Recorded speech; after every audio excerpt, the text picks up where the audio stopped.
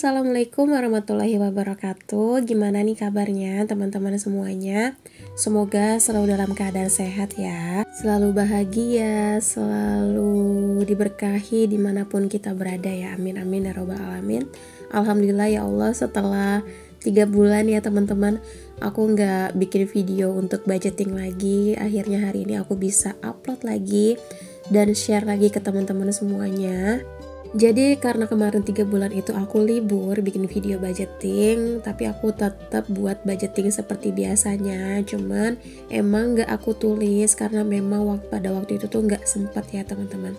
Seperti yang teman-teman tahu, kalau sekarang ini aku juga udah jadi working mom. Cuma bedanya kalau mungkin teman-teman working mom itu di AC, tapi aku ini tuh di jalan ya teman-teman. Aku tuh di jalan panas-panasan jualan es, tapi Masya Allah, Alhamdulillah itu udah salah satu nikmat rezeki juga dari Allah yang udah kasih ke aku dan keluarga ya. Nah jadi untuk video kali ini kita nggak ada video untuk evaluasi pengeluaran di bulan Mei ya teman-teman, karena memang nggak aku catat. Nah gimana nih keuangannya teman-teman? Hayo, masih pada rajin atau enggak buat budgeting keuangannya? Karena hari ini tuh udah tanggal cantik ya buat para pekerja, biasanya tuh yang udah terima gaji, dompet-dompet disiplinnya tuh udah pada menggendut lagi. Tapi karena aku ini penghasilannya harian, jadi ya sama aja sih ya sebenarnya, karena walaupun aku penghasilannya harian, aku tetap lebih nyaman pakai metode budgeting yang bulanan. Dan ini tuh masih ada juga yang suka tanyain, kok bisa sih penghasilannya harian tapi budgetingnya pakai metode bulanan? Bisa ya teman-teman. Sebenarnya di video sebelumnya tuh udah pernah aku share.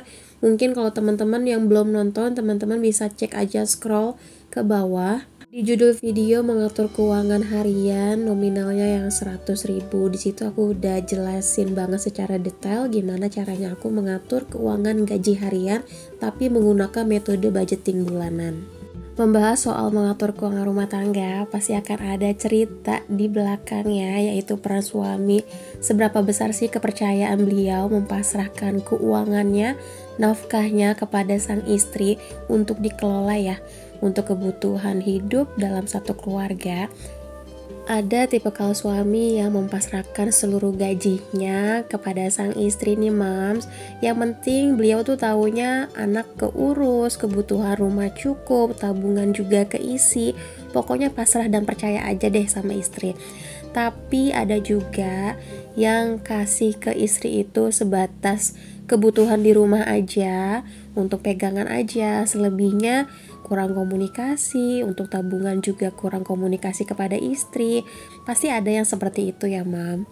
Biasanya kalau ada yang seperti itu, kurang komunikasi antara kedua belah pihak, kurang ada satu visi dan misi yang sama. Biasanya sih coba dirundingkan kembali, apa sih tujuan dalam rumah tangga itu, goals kalian tuh sebenarnya apa.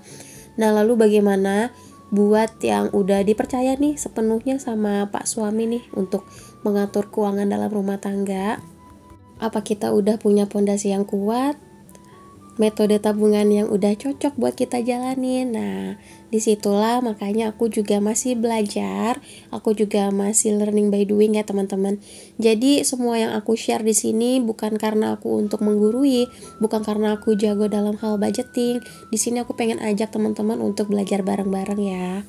Karena aku udah ngerasain banget banyak manfaatnya dari budgeting ini. Jadi untuk teman-teman yang belum coba, yuk coba kita sedikit belajar, pasti akan lama-lama nanti ketagihan.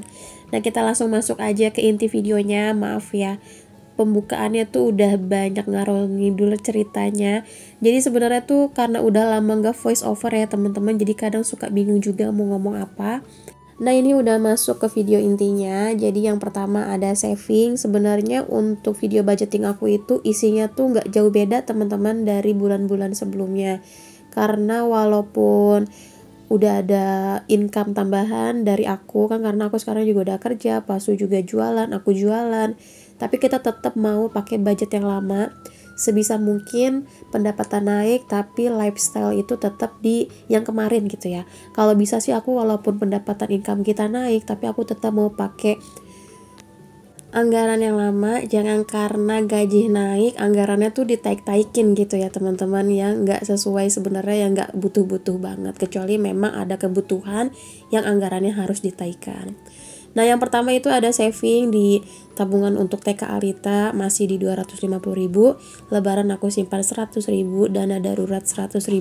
Lanjutnya ada giving seperti biasa, untuk sedekah dan orang tua kita skip aja ya, karena menurut aku itu adalah salah satu hal yang privasi. Terus kenapa kak pakai ditulis, harusnya nggak usah ditulis. Biasanya suka ada aja ya yang nanya kayak gitu. Ya nggak apa-apa sih sebenarnya. Untuk reminder aku juga kalau ada kewajiban yang sedekah dan orang tua yang harus kita penuhi di setiap bulannya ya teman-teman. Untuk nominalnya aku skip karena untuk lebih menghargai perasaan yang kita kasih ya teman-teman. Jangan sampai kita post jadi seakan-akan kayak nggak sopan gitu. Tapi sebenarnya balik lagi ke persepsi masing-masing ya teman-teman. Semoga walaupun kita berbeda pendapat, kita tetap bisa menghargai pendapat kita masing-masing ya. Sekarang kita masuk ke fixed expenses, yaitu kebutuhan tetap di mana nominalnya di setiap bulan itu sama, kecuali listrik ya, paling kalau beda meleset sedikit aja. Untuk listrik aku budgetin 300, masih sama seperti bulan-bulan lalu. Wifi itu 2,5, 250, BPJS 150.000, iuran sampah 25.000. Lanjut lagi ke other expenses, yaitu yang pertama ada belanja bulanan 500.000, belanja mingguan 800.000, yang per minggunya 200.000, skincare 200.000, susu dan diapers 350, gas dan galon 200.000. Ini juga sering banget ada yang tanya kenapa sih gas dan galon tuh boros banget. Itu karena dapur kita untuk jualan itu masih sama ya teman-teman. Dapur untuk masak kebutuhan sehari-hari makan di rumah, untuk masak jualan preparean di rumah itu masih sama. Jadi memang kebutuhan gas itu aku lebih boros dari kebutuhan rumah tangga biasanya. Lanjut lagi ada jajan 100.000, eating out 100.000, dana lain-lain 100.000. Nah untuk teman-teman yang udah sering banget nonton video budgeting aku udah pasti hafal ya. Memang budgetnya tuh nggak ada yang berubah di sini tuh, yang baru di wifi aja. Karena aku sekarang pakai wifi ya teman-teman, jadi memang budgetnya agak lebih. Nah untuk total dari fixed expenses itu ada di 725.000, sedangkan di others expenses itu totalnya di 2.350.000. Nah teman-teman mungkin nantinya akan membandingkan nih di video ini. Untuk kebutuhan di dalam satu bulan itu nyampe 6 juta loh. Di video ini tuh bisa sekitar 5 juta, 4 juta. Kenapa sih di aku tuh 4 juta aja tuh nggak nyampe gitu ya teman-teman untuk kebutuhan hidup. Sebenarnya semua itu balik lagi ke kadar cukup dalam kebutuhan rumah tangga ya teman-teman. Isi rumah orangnya ada berapa, selera makannya seperti apa, gaya hidupnya seperti apa, kebutuhannya bagaimana. Mungkin kalau misalnya memang udah ada anak sekolah, itu pasti kebutuhannya akan lebih meningkat ya. Di sini kan aku Alita belum sekolah, jadi memang kebutuhannya tuh belum begitu banyak. Dan karena ya teman-teman, setiap rumah tangga itu walaupun jumlah anggotanya kita sama, belum tentu kebutuhannya juga sama ya teman-teman. Rasa cukup di aku belum tentu juga cukup di kalian. Nah cukup di kalian belum tentu juga cukup di aku gitu ya teman-teman. Seperti yang aku bilang tadi juga, walaupun sekarang ada income tambahan karena aku udah mulai ikut bantu pak suami cari nafkah, tambah-tambah, tapi aku di sini selalu mengusahakan untuk tetap dengan gaya hidup yang lama, dengan tetap anggaran yang lama, karena memang di saat kita menginginkan sesuatu yang ingin kita capai, maka di situ juga kita harus ada salah satu hal lain yang harus kita korbankan ya teman-teman.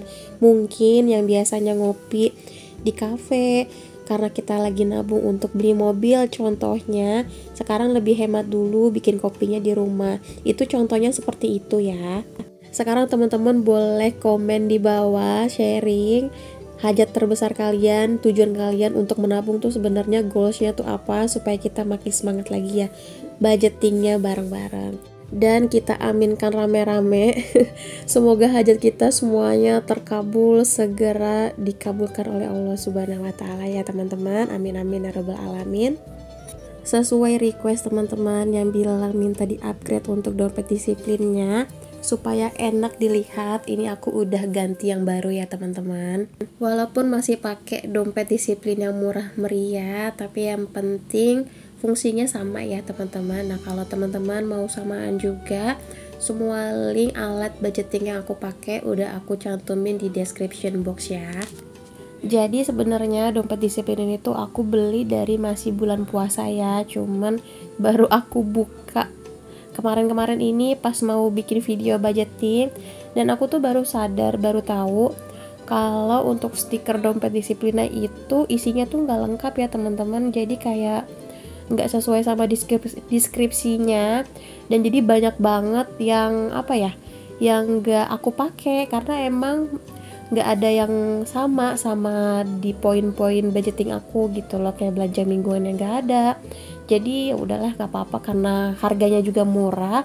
Nah teman-teman mungkin coba dicek dulu aja linknya, siapa tahu itu poin-poin budgetingnya sesuai yang teman-teman butuhin. Teman-teman boleh check out di tokonya karena itu lumayan bagus juga, cuman emang karena nggak sesuai sama yang aku butuhin, jadi kayaknya nanti aku mau beli lagi yang lain. Sekarang kita lanjut ya, isi uangnya ke posnya masing-masing. Ini tuh salah satu part yang paling ngangenin dalam budgeting ya teman-teman, karena tuh uangnya masih pada banyak. Nah ini tuh teman-teman, uang aku tuh nggak sebagus kayak uang teman-teman ya yang ngambil dari ATM gitu. Namanya juga pedagang, jadi memang uangnya tuh uang-uang ngecek teman-teman, bukan uang baru, bukan uang yang masih wangi. Jadi harap dimaklumi ya kalau karena tuh aku sering banget dibilang rapihin dong uangnya, cari yang bagus dong uangnya. Jadi gimana ya, karena aku kan pedagang ya teman-teman, jadi kan penghasilan kita tuh tiap harinya cash gitu, bukan yang ngambil dari ATM. Tapi semoga aja masih tetap bisa dinikmati ya videonya. Nah ini tuh jadi bingung juga karena ada beberapa pos yang gak ada namanya, jadi keder kan ya aku ngisinya. Nah ini tuh ada beberapa pos yang kosong belum diisi karena memang untuk beberapa kategori tuh aku mau pakai dompet digital aja, udah aku top up duluan ya teman-teman. Ini mohon maaf banget ya kalau aku tuh ngomongnya kemana-mana agak nggak nyambung karena agak kaku juga nih, udah lama nggak bikin video budgeting jadi bingung harus ngomong apa. Terus kalau suaranya agak ngos-ngosan tuh maaf banget ya teman-teman, karena kondisinya emang lagi kurang enak badan nih, lagi batuk. Cuacanya tuh lagi gak enak banget di daerah rumahku tuh, bentar hujan, bentar panas, apalagi aku sekarang kerjanya di jalan, jadi emang gampang banget masuk angin ya.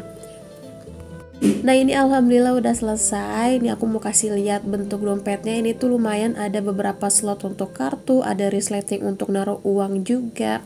Menurut aku ini worth it untuk dompet harga 20 ribuan, lumayan lah. Walaupun gak estetik, tapi yang penting mah fungsinya sama ya teman-teman. Aku juga mau minta pendapat dari teman-teman. Menurut kalian nih konsep budgeting aku tulisannya lebih baik yang kayak sekarang, dikasih gambar-gambar walaupun ribet karena jujur sebenarnya aku tuh nggak pandai menggambar ya teman-teman, atau mending balik lagi ke kayak bulan-bulan sebelumnya. Teman-teman boleh komen di bawah ya.